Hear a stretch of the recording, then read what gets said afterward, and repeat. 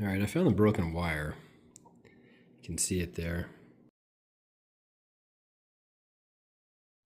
Alright, so I decided to splice this thing. You have to start your splice way back here because you cannot have a joint get through this hinge here. Any soldering or splicing is too thick. Alright, I got it put back together here. Got it spliced here and here. I ended up just getting rid of the rubber sheathing. It's just making it more trouble than it was worth.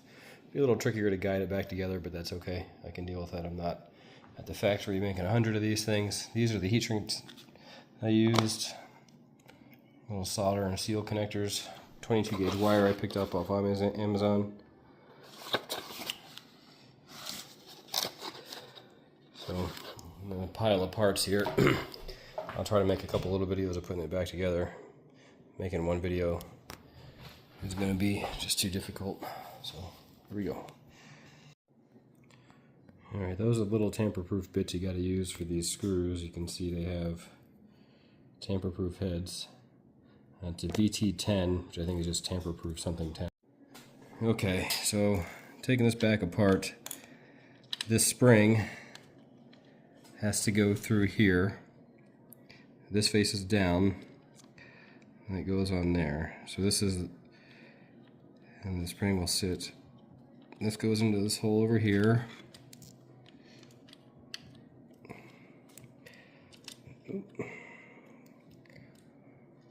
Then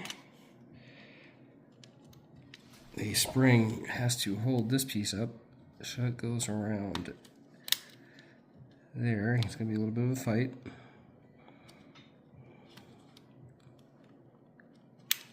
Alright, so you can see spring is seated there and wrapped around there. And then your hinge holder goes on. I think this is the most complicated part of this thing.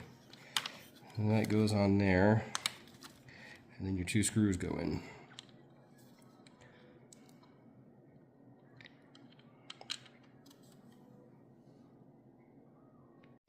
This is the wire guide, so it just kind of tucks up in here.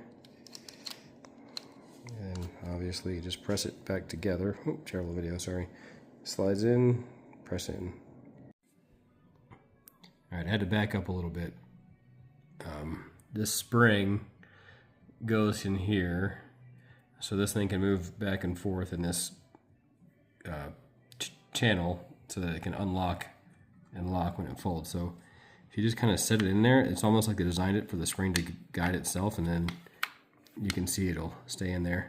Then once you get this bit on, it stays on there, and that just takes these 4 screws here, and then this goes on top of there,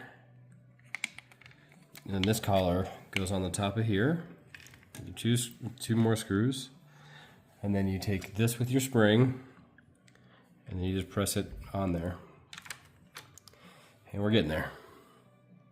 Just a little final assembly. This thing pushes down into here, and that's the pin that snaps in, and same over here, and that one there too. So